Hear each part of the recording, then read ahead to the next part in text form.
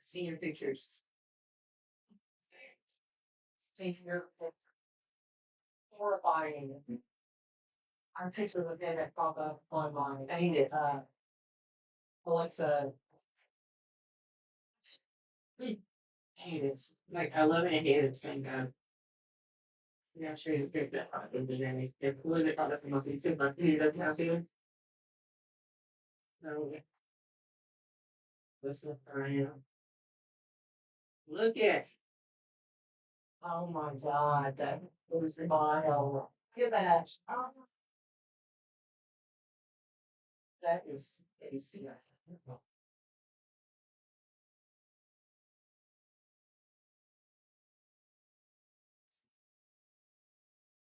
Hey, you guys see me out there? You see me? Trying to find it. Trying to find it. Sign in through my phone. Okay. Does anybody? Got you. You see me? Mhm. This is a check. Oh, yeah, yeah. No headphones. That's all I need to know. All right. Go ahead and start. You hear me? Other than hear me here? Okay. Sorry, everyone. I'm just doing a check. You know me? You're alive. That's what I'm talking about. Thank you so much, John. Right. Well, welcome, everyone. Thank you so much. Welcome to my dream that I've been thinking about since 2020 of being part of a podcast. Why do I have a podcast? Well, basically, I feel like my life has been a podcast. I love sports. I have always loved sports ever since I was old enough to walk. I've been playing some type of ball, and it's been a big part of my life. So I'm excited to share sports with you all. I want everyone who can hear my voice come and be a part of this podcast. I really consider this as a people's podcast. And what's the name of this podcast? Who Need One? Those of you who know this story, you're probably giggling right now, but I'm going to get to it. I'm going to get to it real quick. But just today is going to be about a day of reflection, a day of appreciation, my journey, and why I'm here, where I am today. Starting off, like I said earlier, my whole life has been about sports. Everywhere I go, I talk about sports. I come to this bar, of course, we're going to talk about sports. I go home, everyone asks me about sports. They ask me about the team. Now I have kids play sports.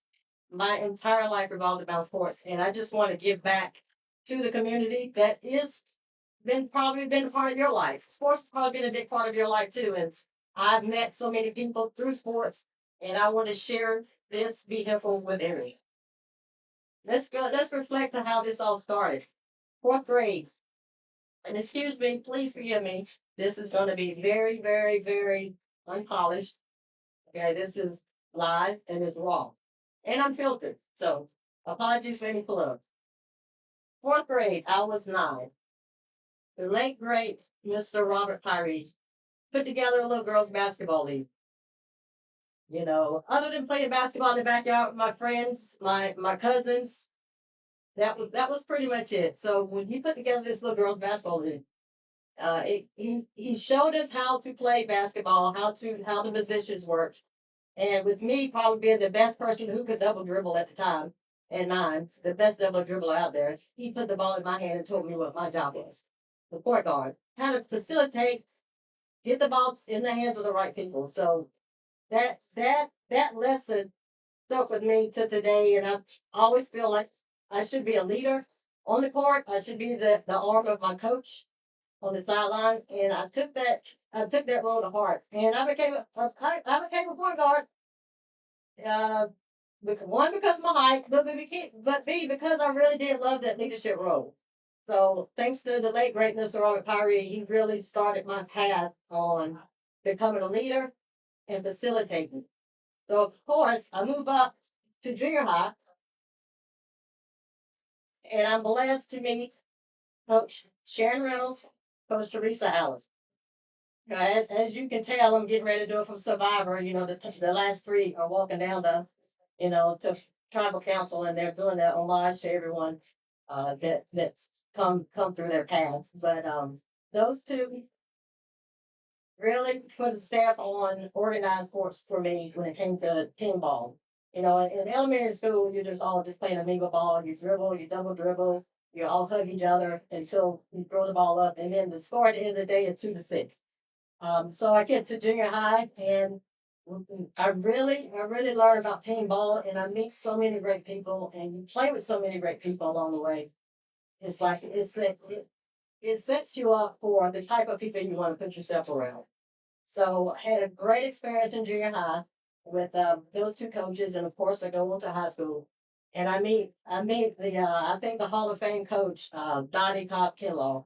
She really honed in on teamwork. We had a great group of girls, lifetime friends. I don't get to talk to them as much as I would love to, but we all had a unit that was close knit unit, and I'll never ever ever take for granted my time from junior high and high school.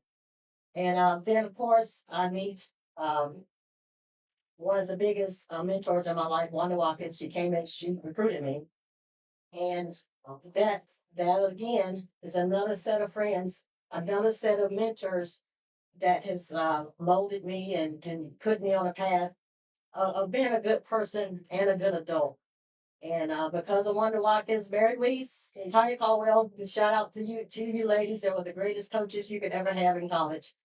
I thank you, and also my teammates. And I'm sorry if I get emotional. It's an emotional subject, but my teammates, you just have such a connection with ladies that you get up 6 a.m. You run. You might go out when you're not supposed to turn around and get up at 6 a.m. and run and be sick, and you just have so many memories of your camaraderie with your friends, and I really do cherish my Campbell University days, and all the ladies and the coaches that put me yet on more of a path for even bigger and better things. And then, of course, I accepted a position at Duke University under the tutelage of, as a young coach, I got to Duke at 23, assistant coach under Gail Gaston Flores, and Gail Valley and Julian Bull were there. And it really taught me a lot about the game as well as Coach Watkins. And I just enjoyed those times building a program with Gail and GB and excuse me, GGB and Joanne, building that program. When I got to Duke, we were kind of middle pack, low, pretty much not quite low hanger fruit, but we together we built something, and she did a great job recruiting, and we built something really special at Duke. And when you start going and winning your first ACC championships together, and you start traveling deep into the tournament, and all of a sudden you beat Tennessee, who was supposed to be in the Final Four, their fourth straight year, and then they meet up with little old Duke, and we spoil the party, and we make it to our first Final Four. And those experiences is life changing, and I'm so appreciative of every second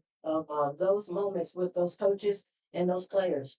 And to this day, I see them very rarely, but when I do, it's just a big hug and a smile. But and then moving on, I decided to split ways with coaching after 6 years. And I said, what? I was at a fork in the road with my life, and I said, well, what am I going to do now? I can just keep coaching and keep the whistle around my neck, or I can try something new because I've pretty much been part of sports since fourth grade. So I did decide to exit sports and coaching basketball, and I ventured into the corporate world, UPS. Okay, what can Brown do for you? Well, it did a lot for me. It gave me a great career, uh, opportunity to provide for my family, and I still had a bug for playing sports though. So then what happened was I met some girls on the flag football team. We started, you got some 30 somethings playing flag football. That's a lot of fun. Huh? And it's a lot of urgent care visits. But I met these girls playing flag football, and now they've become my lifelong friends. And that's where we are now. After flag football, I've met friends that I say I will probably go, and friends to the grave with. So before I go any further, I would like to introduce the owner of the bar who I became friends with because of this. And I just want to bring the owner of the bar, the person that is allowing me to set up every Wednesday to crash a bar and just to have this podcast. And this is Teresa Allen. Adams, excuse me. I had Teresa Allen from my coaching days. Teresa Adams, thank you so much for allowing me to do this. And I always say this is going to be the people's podcast, and this is where it starts. We've had such a great time in this bar, and we're going to continue to have a great time in this bar. Everyone's excited. There's a buzz, and I'm like, this is not my podcast. This is going to be everyone's podcast. I purposely don't have a partner because this chair can be filled by anyone. I'm not the only one who talks about sports all the time, and I know no one's going to, they're going to get sick of me talking about it. I want to bring people in here with their own set of ideas, their own ups, their own ups, downs, the funny stories, their agony through, through their fandom, I would say. But I'm going to turn it over, and I just want to again thank Teresa Adams for letting me come into her bar and just, give her a chance to talk about McKinley's. Thank you, Shanta. And first of all, I want to say congratulations to you. I know this has been, we've talked about this for at least a decade at this point. So to see this actually finally come to fruition makes me proud for you. And I know it's going to be a great success. So congratulations. Thank you. Thank you. While I was listening to you talk, I had a few memories, especially football, flag football. I met you through that kind of sorta, and got the opportunity to play 1 year with you in Key West. That was a lot of fun. Too much fun. But some of those friends that you talked about are in our friend group, and it is a great group, and especially coming in here and hanging out and watching football. On Sundays when we feature all the NFL games, we have a great following, and it's just it's crazy in here, but it's what we all love and live for. That's why we come. Come for the crazy. Yeah. So McKinley's restaurant and pub has been sort of an icon in Clayton, North Carolina for 20 plus years. My wife and I just had the opportunity to purchase the restaurant recently, very recently, and so this is all new to me and to us, but we're figuring it out as we go. But we moved to Clayton in 2010 and started frequenting this establishment. It was the first restaurant that we walked into, have lunch one day, and we have been regulars ever since. And our focus here is really about a positive, chill vibe. Love sports, all kinds of sports. Right now, we're focusing, premiering, featuring the Hurricanes playoff games. We have those on sound and a great following. Everybody wearing their sweaters up here and cheering for the Canes. Coming up soon, we're going to focus on World Cup soccer. The men's World Cup is going to start in June, I believe. And we'll have all the USA games on sound, and all the other games we will have on all of our TVs as well. Really, I'm hoping that we can turn it into a watch party for USA. I get chill bumps thinking about everybody in USA shirts and flags and Just like hockey. Yes. I yes. mean, with the Winter Olympics, that Yes, was it was great. It's going to be that times 10. Absolutely, absolutely. You know, the fun thing on Sunday for football, NFL, everybody has their jerseys. We have a representation of almost every team in NFL. Some of the fans are louder than others, but it's all yeah, there's one up there, Shante. But it's all in good fun. There's a lot of smack talk and teasing, but it's all in good fun. But to have everybody cheering for the same team for the USA is going to be amazing. Well, you can ask for a better place to do this. I always said, I could do a podcast in a room and I could have people call in, but I want the live interaction. I want people to show up. I want their stories. I want to clown on a Cowboy fan. I want all of it. That's we want to have a good time, yes, unfortunately. Yes. But we just we just want everyone to feel welcome to come in here, be a part of this podcast, and then fall in love with this place. Because, like I said, it's a hidden jewel. Has been here. We've been coming here. She's loved it so much. She bought the place. I mean, you can't ask for a better atmosphere to come and watch sports. And I'm very thankful for her to let me do this here. And hopefully we can do something special. And this can really, turn into something that maybe people lined up at the door at 11:30. I don't know. We'll see. But yes. And speaking of, I'm done with my reflection, and I know everyone said bored. All right, turn the channel. But I really think it's important to talk about. This is probably the last time you hear me talk about me, but just who I am and where I come from, and I don't really even think I told you my name. I'm Shanta Tamer, by the way. But just it's important to know who I am and my background, and it's my highs and lows. Pretty much is embedded in sports. The people I've met has been around because of sports, and this is what we're gonna do. We're gonna, I just want to give back to everybody that I've met. Come on, and everybody's excited about talking about sports. We always do. Everyone does. We love it. So, and flipping the script a little bit, I am going to talk a little bit about sports, and the NFL draft just came up. How do you feel as you've been a Dallas Cowboy fan? How do you feel about your reaction of post draft? Well, I was very pleased with the players that we picked up. Okay. Our defense after losing Micah a couple of years ago has been struggling, and so I feel like they made the right choices, and it exponentially helped the team defensively. So I'm very positive about that. More to the season. Cowboys fans always are looking forward to the season. So what you're telling me is on the scale of Cowboy fandom, we're going to the Super Bowl. You have It's Our Year. You have We Them Boys. You have We Suck, and you have Busted TVs. So I'm going to say you guys right now, post is right around We Them Boys. Okay. That's where we are. Okay. We're gonna chart this every week. We're gonna have a chart. Because Cowboys It fans will are be saying We Them Boys this week, and We're going then to the next Super year Bowl. we're going to next week we're going to the Super Bowl, and then the next week We Suck. So we're gonna come. I can't wait to see the graph by the end of the Yeah. 17th game. yeah. But as a Patriot fan, season tickets will love them. Robert Kraft. I'm very excited about the Patriots picks. We got 9 players coming in. We got both sides of the ball. We got help on the tackle, which I love me some Will, but he was struggling a little bit defending Drake may. I'm not gonna do it every time. But I'm excited about the Patriots. I mean, I know we're going through a little something right now. I am not tabloid podcasting. I am not talking about Mike Vrabel and his whatever, but I'm gonna tell you this. I hope he figures it out. And I'm all about the Patriots, and I want us to do well. I'm excited about our picks, and I really think that we are going back to the Super Bowl next year. That's everything. Yeah. Okay. Start that good season. Well, you got anything else you want to say?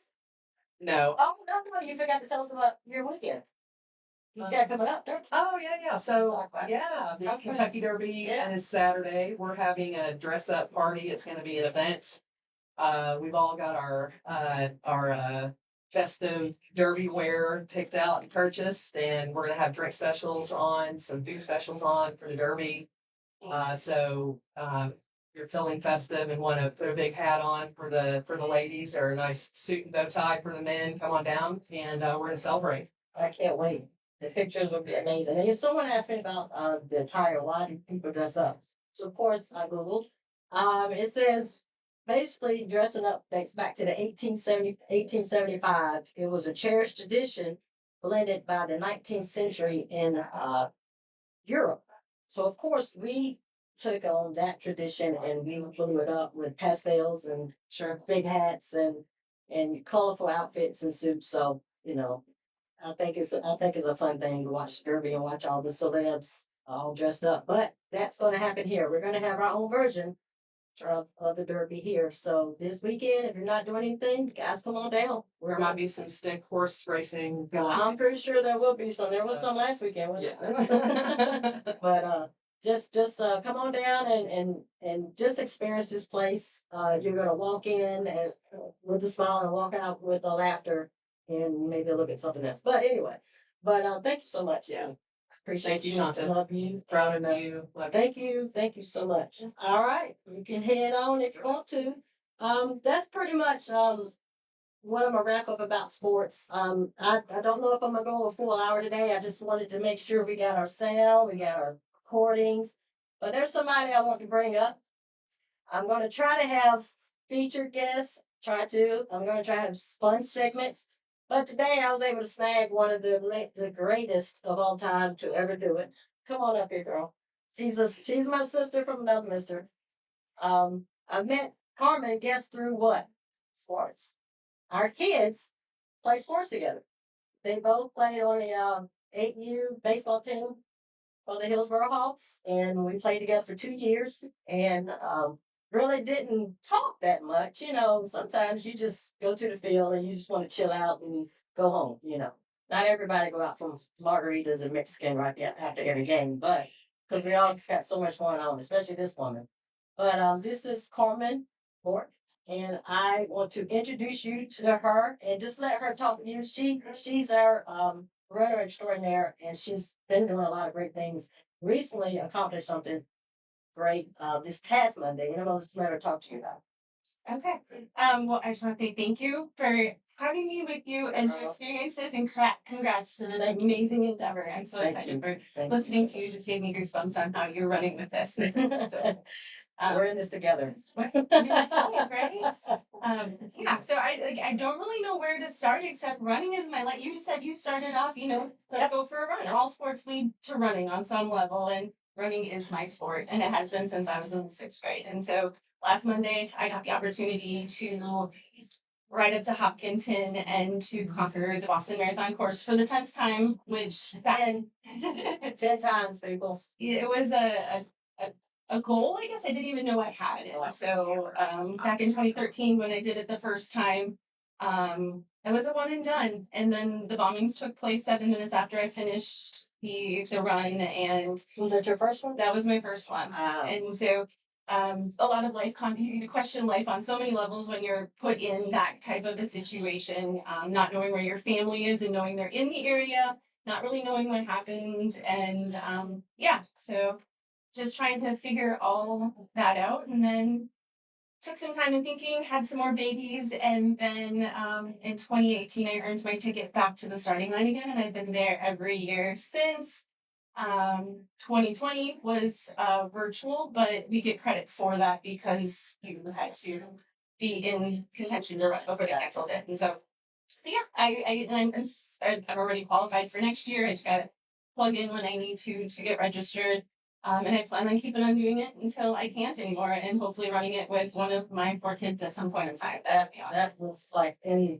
That was my next question. Is like you've done so much, and you really have understood what you've done. She's running 10 Boston marathons, and then but 20 total. That is just an amazing career. Just if you just did it that. But she's to the point where I think you can do 20 more. And I'm in awe of that. And everyone, she thinks it's boring. I don't think running is boring at all because I know how hard it is. But I'm always in awe of the things that you push yourself to do. You could sit on the sideline and just focus on your kids, but you put your kids first, but then you always keep yourself, in the mix and staying active. And, how old were you when you started? I was in the 6th grade. So what was that, 12 years old when I So went did from you my like first start? Because in case somebody out there is like, got a kid that may not like ball, but they might like running, how can they start? Yeah, I was not coordinated. I didn't like ball. I played basketball, but I wasn't good at it. And so yeah, I ran. I started off as the sprinter on the track team because my sister was a sprinter, so I'm like, oh, I must be a sprinter. I knew nothing about distance running, and one of the coaches one day was like, why don't you head out with the distance crew? And so I did, and I've been a distance runner ever since. I only thought track and field was the place to run. And then after my freshman year of high school, the cross country coach called me all summer and called my mom all summer because my mom had a rule that we only were allowed to do 1 or 2. We couldn't be 3 season athletes. Yeah. And convinced her to let me go up for cross country my sophomore year. I led my team to the state championship that first year, and just continued to keep running. But running is one of those things that's so personal, right? Like whether you are a 6 hour marathoner or a 3 hour marathoner, it's you and the clock. And so I'm not going to go up to Boston to win it. I'm never going to line up with those people. I haven't even got a red bib yet. And so I'm okay with that. But every time I'm there, it's a whole new course. 10 years, I think I've got the hills understood differently. I think I know the course. But by no means is it mastered. And so it's just so cool being at every 5K along the way. I've got to, meet you guys at the the Hillsborough Half Marathon weekend. And I love just the camaraderie of running community. So, if your kid isn't, a ball player, like let them run. And if it may be running, they're not great at it, but help them work on form, help them get in the right shoes. It's really inexpensive to get into running and then go with it. Let them go. And I tell you, like I was saying, when I'm around you, I get inspired. When I was coaching at Duke, I really did a lot of running, and I said I wish I had stayed with it. But I enjoyed it, like you said. When you're running, it's personal. It's against the clock. You're in your own space. That I do a lot of thinking when I'm running. A lot. But it's your own personal time, and not everybody is meant to ball, and that's okay. That is a great avenue, and it's taking you all over the world. Tell me some of the places you and marathons. Yeah, one of my goals is to run the majors, and right now there's 7 of them. 6 of them are the original majors. They just added Sydney last year. I have no ambition to run all 6 or all of the majors. I want to stick to the OG6, and so I've run in Berlin. I've run Chicago, New York, and Boston here stateside. And so my hope is that with my time from Boston this year, that I get an invite to Tokyo next year. That would be a happy thing for me to check that one off. And then London is the last one. Those two are really hard to get into. The world majors put on this project, and so they celebrate women or people runners over 40, and so they have this invite process that they do. And so if you're of the elite in your age group of like the average Joe runner, they can potentially get you an invite. And that's how I got to Chicago. That's how I got to New York. So you just jump through the whole lottery system differently if you get that invite. And so I would like that. So we'll see if I run past it. I gotta start saving up some money. Okay. Maybe I can get to one of these marathons. To be honest with you, I didn't tell you this, I did register Adrian and I to run the in Boston 5K, but we didn't make the lottery. So I was like, man, if we could get in there, I can maybe finagle the way to get up there to do that with them and then support you. But we got moving. Next year. Yeah. And you have to be on that when the registration opens at 10 a.m. on that Monday morning. You have to be on it and go. It fills up really fast, but it's fun. When I got to know, I was like, well, that's gonna inspire me to try it again. But I'm just so in awe of your. Like I said, when I talk to you, I'm always, pumped up to, maybe go to the trail and run after this. I don't know, see. I want that. I want to. The gift of running. Steve Prefontaine has a fabulous quote of to give anything less than your best is to sacrifice a gift. And it truly believe God gave me this gift for unknown reasons, but to be a coach, to be a runner, I practice what I preach and I'm living it. And it truly is healthcare for me too. Like my mental health would be the same if I didn't run. People are like, how are you going to find time? Yeah, exactly. And do the creative mind when you're running. All people around me be like, oh, Carmen must be under high training miles because this crazy idea she came up with today that she's sharing with us. Well, you hit on the point for me. You said that you were doing a gift and now you're sharing it. So talk to me about what you're doing now with the team and who you're coaching now. Yeah, I've been asked to join the coaching team for the track and field group at BCA last year, and then I was asked to help out with the cross country team. And so it's an added gift because my girls run. I think the next 2 will also run, and so it's just really cool to share this. And we're heading into the state meet, starting our taper now with the track season, and so it's just a lot of great energy, just sharing all the things that I've collected along the way. You know that as a coach, it's just like you're passing it on, take it or leave it. But it feels like a gift to just speak it, to share it, and especially when it's your own kids. Exactly. So speaking of old kids, we're just going to touch real brief on that she's not just an amazing runner, but she's an amazing mom. And Ben is here too. Hey Ben, hey. Mr.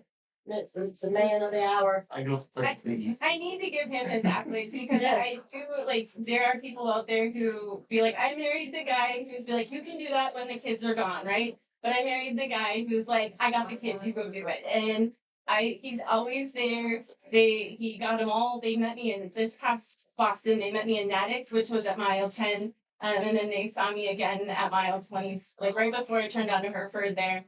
And those are the little things that you don't know you need them until you see them. Like my mental peace was leaving me around mile 10, and when I saw them, I'm like, I need that, and it just to head into the hills with my legs cramping already. I'm like, You're gonna make me cry. he does it all, and I think the 0.0 shorts that it is an underestimated piece because I do think he puts a lot more in. Get up here. So.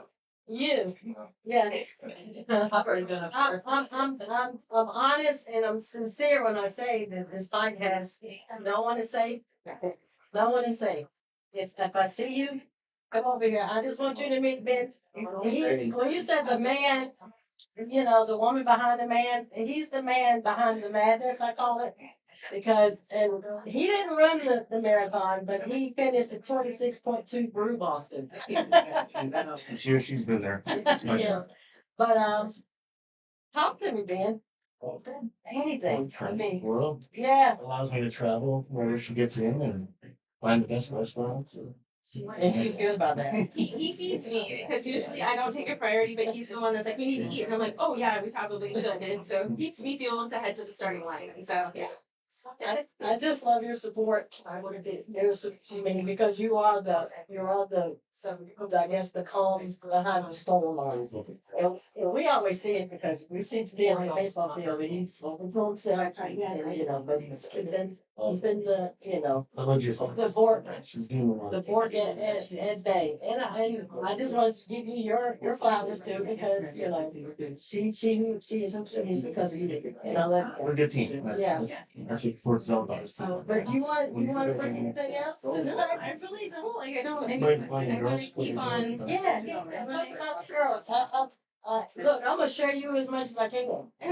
But tell me what your kids are doing. I mean, her ambition has spilled over into her kids. She's got 2 sets of twins. I said it, 2 sets of twins. So if you're gonna do it her way. Get pregnant twice and have 4 kids. So I love it. So talk to me a little bit about your kids.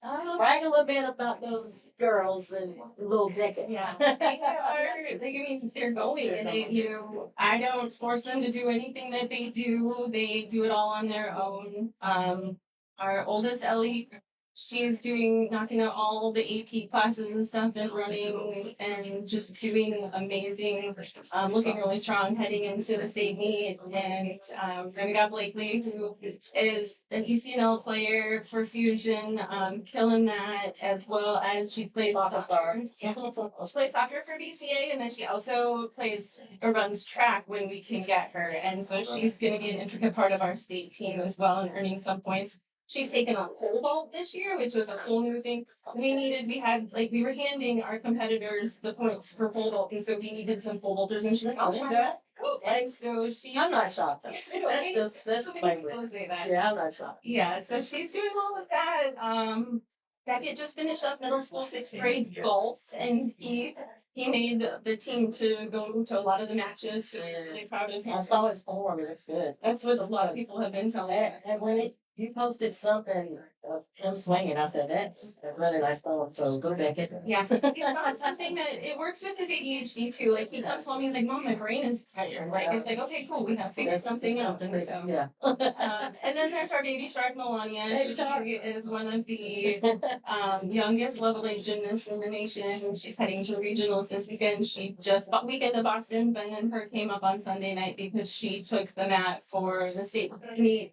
And was crowned state champion for level 8 juniors. And so, yeah, she's just rock starring it and loving to see her battle through. And she's committed to making the cross country team. Oh, really? Yeah, she She's amazing, and so That's awesome. her goal. I can see that, but I just didn't know that she would, you know, that's She surprises a lot of people in that because it's not her favorite. She'll tell you she hates running, yeah. but then afterwards she's like, "Yeah, I really like that, mom." And she's done the math to realize that so next year she'll be a sixth grader, but her older sisters will be 11th graders. Mhm. And she's like, if I can make the state team for them, she's gonna have to work extra hard because there's a lot of yeah. So we can take some schoolers on the varsity team, but they have to earn that. So She will. I know her. She will.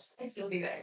It's like they keep us busy, and like they just keep on, and we want them to live their best lives, and just hope that there's a seed planted somewhere that they keep running with a healthy lifestyle and get to live their best experiences through sport because you have the same thing. What sport has given you traveling? I can imagine like that is walking into. I'm gonna tell you now, your kids have the traveling that you guys have provided. One, because of sport, but B, because you know just the opportunities, you know, just for personal travel. I think it's amazing. I envy them. I always ask, how can I be a Bork? How can I be an honorary Bork? But I just applaud you. You and Ben, I think I've always admired you too for what you do and how you guys just keep it together in the chaos and the bad and ugly. You still stick together and keep it together, and I've always really admired that. So I want to thank you. Thank you. It's my first featured guest. What an honor. Something. Yay! So I love prizes. Boston. See if I can get it out of my pocket. In Boston, Sam Adams is the big brewer up in Boston, and so Ben's shirt is the 26.2 brew. They brew it only for a marathon weekend, and so they also offer these. We used to get these in our kit bags for free, but now we don't, and so they become highly coveted in the Boston area every year because you have to actually go to the Sam Adams factory and buy them, or the little place downtown. So I picked one up for you, not even knowing this, but it's using Yes. it's the one from the 130th Boston Marathon, sponsored with Sam Adams. Thank you so much. Appreciate it. Thank you. Love you so much. I and love thanks you. for having me. And thank you. And I'm gonna have you on again, by the way. And maybe bring the munchkins with you. So, yeah, bring them all. I'll get 5 mics up here and we're gonna blow everybody's mind. I would love that, and they would love it. Thank you so much, Carmen. I love you. Wish you the best. Love you too. Thank you. Thank you so much, Carmen Bork. And I appreciate you coming out to just share who you are and how fabulous you are. And I just love you and Ben and your family and can't wait for my next Hico Lake invite. Yes, always. Everybody's always there. I don't know if we're there, right? Well, I'm gonna again just reflect on. I'm very, very, very thankful about what we're doing here. Um, there's just a snippet of things to come. I want to share this great area that we live in. I mean, when you're talking about sports, you're talking about some of the best athletes in the nation. When you're dealing with State Carolina, all within 20 minutes, you can go a walk at all of them. You got some great smaller schools at NCCU. You got Wake Forest a little bit further down the road, but then you got a great plethora of high schools in the area. So we're gonna not just do college sports. We're not just gonna concentrate on football, which I know everybody loves football, and that's usually our go-to topic. But we're gonna talk about everything. I mean, my first guest was marathon runner, so give you an idea. We're gonna go all over the place. Um, I'm about to sign off. Do I need to do anything, Ryan? Do I need to do anything? First of all, come around here. You don't want to come around here, Ryan? All right. This has been a vision of mine since 2020, and I reached out to my old college roommate Harriet Epps, giving Harriet Epps a shout out. This is her cousin. She said you need to call my cousin Ryan. He'll help your vision come to life. So I gave him a call and I told him what I wanted, and he kind of looked at me sideways like live. He kept saying live for the 4th time. Live? You sure you want to do live? Live is a lot harder. I'm like, hey, I like hard. Let's do something that you really see. So he's making this come to life. I'm sure I'm going to get a lot of feedback. I want the feedback. I need the feedback. I know I told myself I need to slow down talking because that petrol Hawaiian accent comes out a lot, so I know I need a lot to work on. But again, this is a space for all of us. So I'll go ahead and sign off. Thank you very much. And oh, what's that? So yes, and thank you again to McKinley's. Yes, I don't want to forget about her. Thank you so much, McKinley's, for having us. See, I need direction. I do need a director. All right. And at the end of the day, and what time is it? It's time for me to have one. So who need one? Thank you so much.